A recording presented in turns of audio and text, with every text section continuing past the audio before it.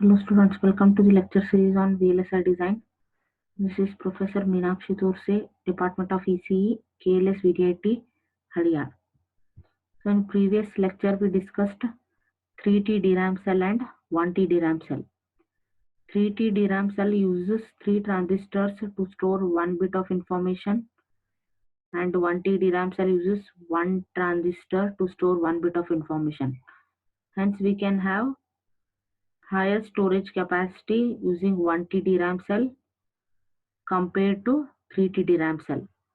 But in DRAM architectures, since the information is stored on the capacitor, and the problem with the capacitor is charge leakage, hence data cannot be held for longer duration time. So we need to apply frequent refresh cycles to retain the charge on the capacitor. In today's lecture, we'll study pseudostatic RAM cell, which can hold data indefinitely. So we'll study its NMOS version as well as CMOS version, and then we'll implement its stick diagram.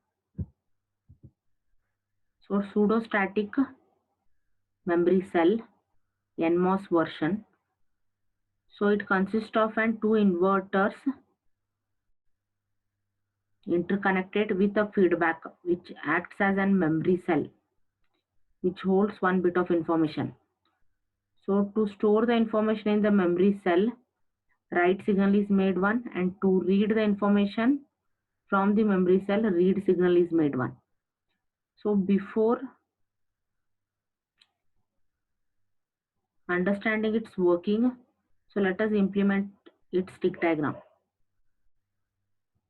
So as you know, this is NMOS version. So both these NOT gates are built completely using N transistors.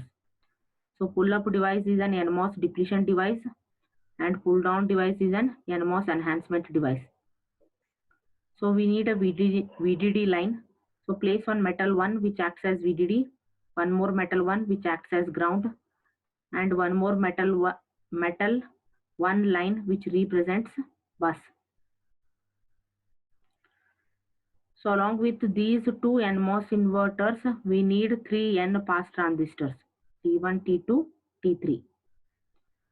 So diffusion overlapped with polysilicon. So these red color represents polysilicon which forms gate terminal. So polysilicon overlapped by diffusion represents T1 NMOS transistor. So leftmost end of T1 is connected to bus. So extend diffusion connected to bus,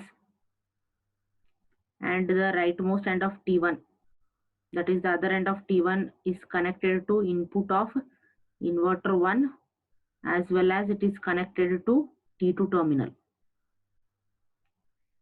So T1 pass transistor is implemented. So next draw NOT gate.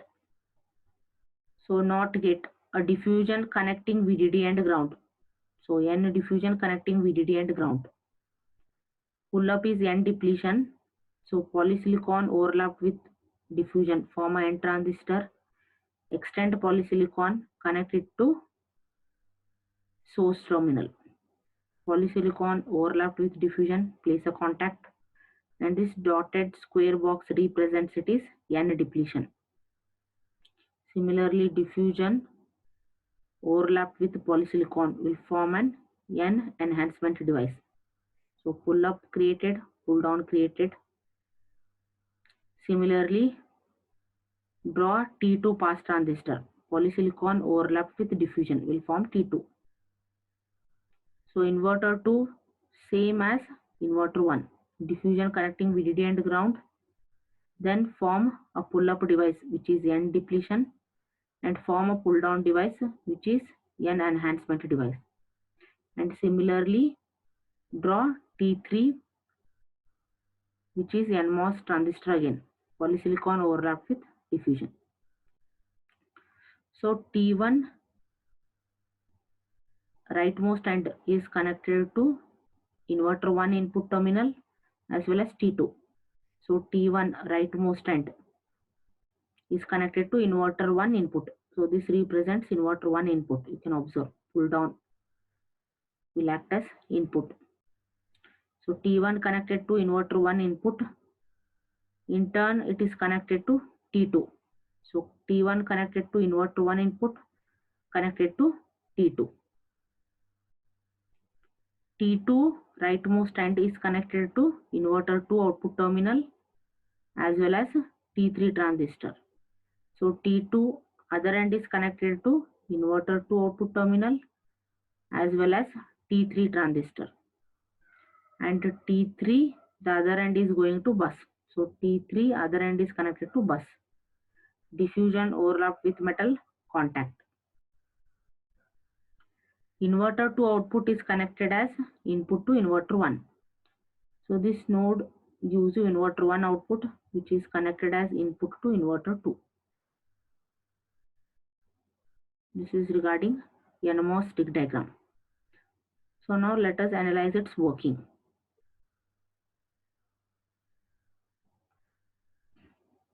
So to write the data in the memory cell, write is made 1, hence T1 transistor will be in on state.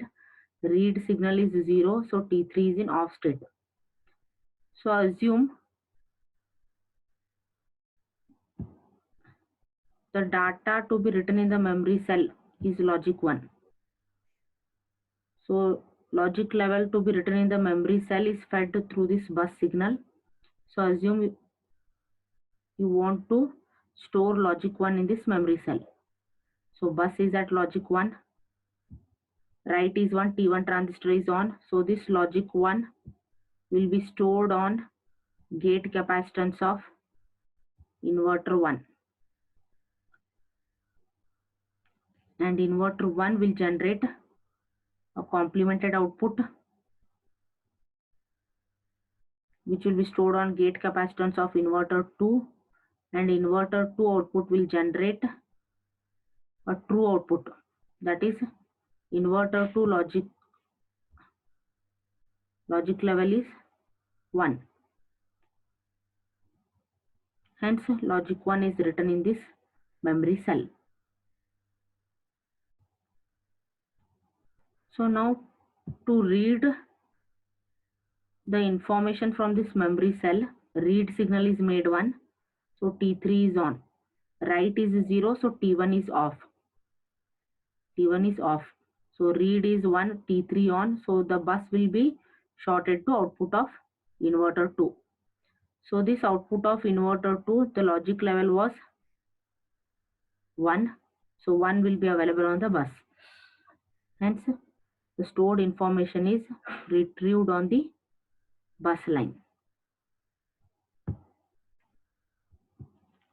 So next is CMOS pseudostatic memory cell. So instead of using only N transistors, in this circuit we have implemented it using N and P transistors, that is NMOS and PMOS. So in the previous slide, that is the NMOS version, we had only N transistors. Now N and P are connected parallelly here.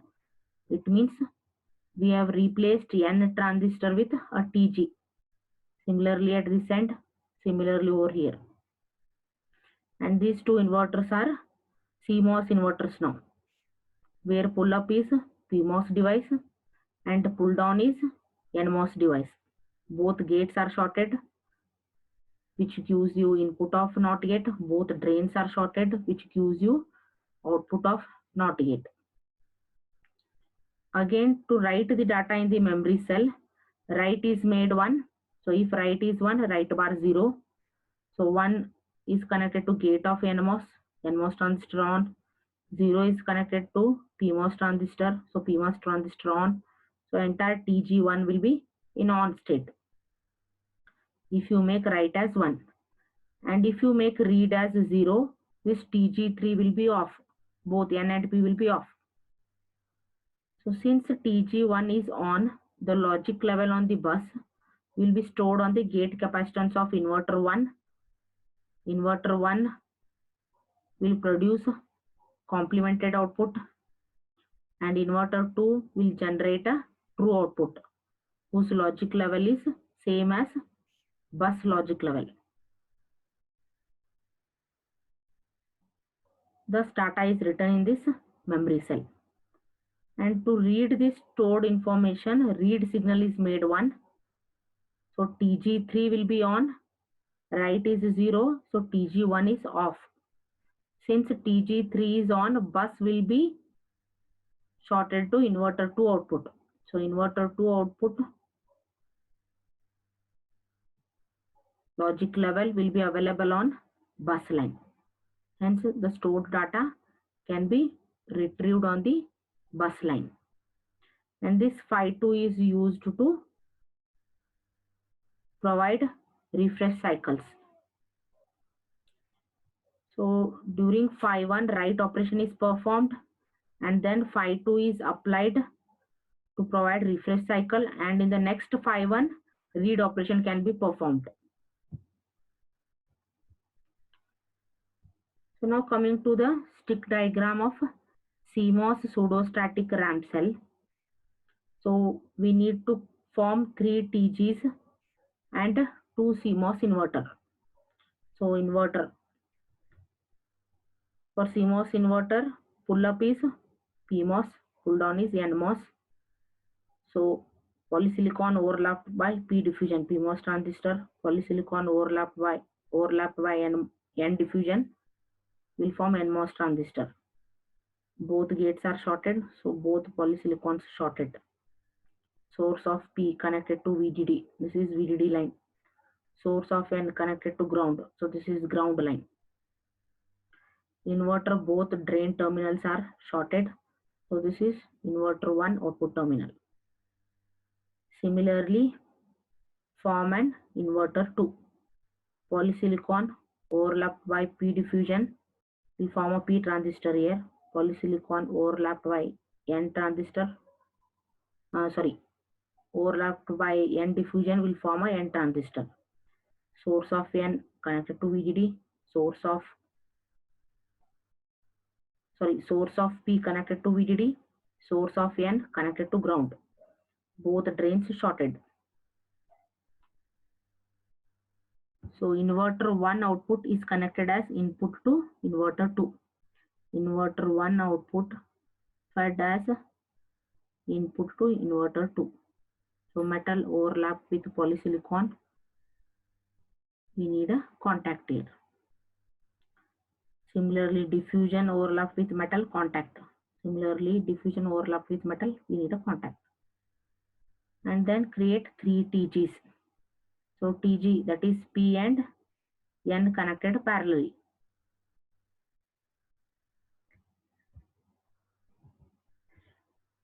So PMOS transistor placed on the top and NMOS is placed below. So P and N connected parallelly. TG, you can observe both drain shorted, both source shorted. So both these terminals shorted, connected to bus.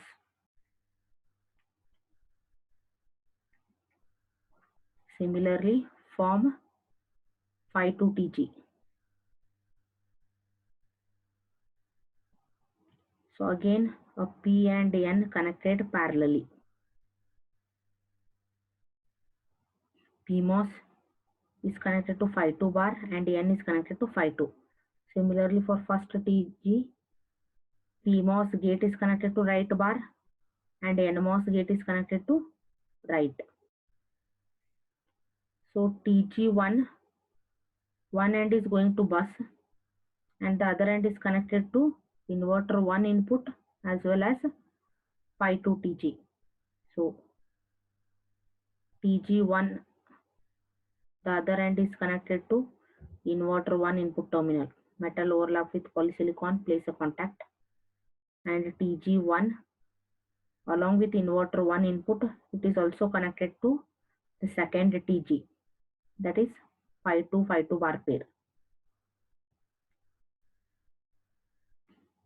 And the other end of phi2 bar is connected to inverter 2 output as well as third TG. So other end of phi2 bar TG is going to inverter 2 output terminal plus it is connected to TG3, that is read and read bar pair,